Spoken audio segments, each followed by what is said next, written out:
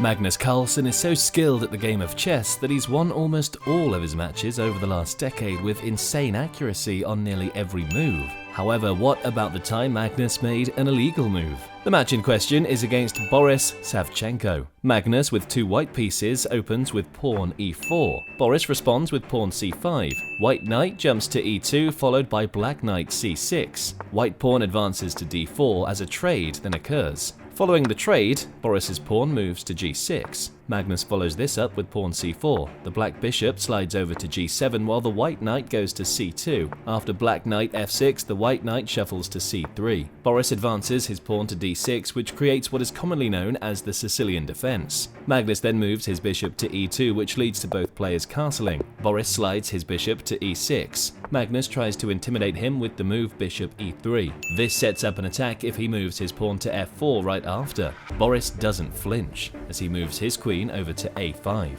This move leaves the space open between his two rooks. Magnus decides to move his own rook to a2. The rooks continue to move as Boris slides his to c8. Magnus advances his pawn to f4. This causes Boris to send his knight back to d7. Perhaps due to thinking too hard, Magnus makes a careless blunder, knight d5. This allows Boris to take a free pawn on a2, which he does with his queen. Trying to recover, white pawn goes to b4, black queen moves to a4. White queen goes to d2.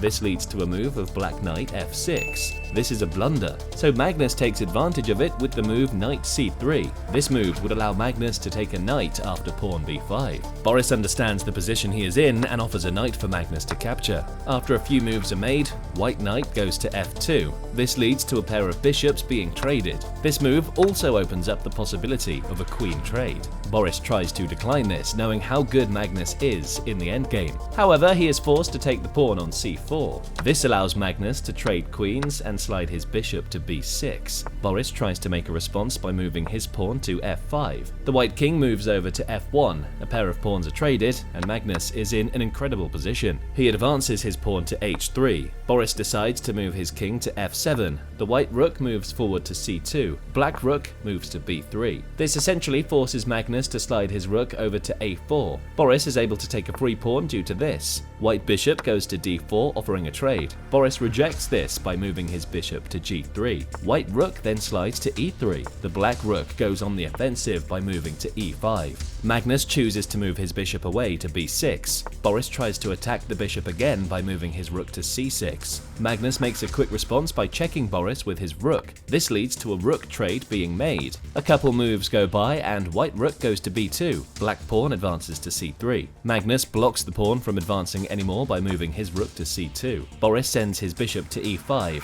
White knight goes to d1, black king f1, white king e2, and black rook c4. Magnus takes the pawn on c3 with his bishop. A few pieces are quickly traded and the game seems to be heading towards a draw. White rook to a2, black pawn to h5, white rook to a6, black king to g7, white king to c4, black king to h6, white rook to b6, and the black king goes to g5. Magnus responds by moving his own king to d3. Boris slides his bishop to e1. Magnus quickly moves his king to d4. This is a game-ending blunder. The move allows Boris to check his king, which would lead to a free bishop. Knowing this, Magnus quickly moves his king to a different space. Since he took his hand off before making a second move, it is considered illegal. Boris points it out to him and Magnus has a shocking reaction. He is forced to resign, which results in an unexpected loss for the chess titan.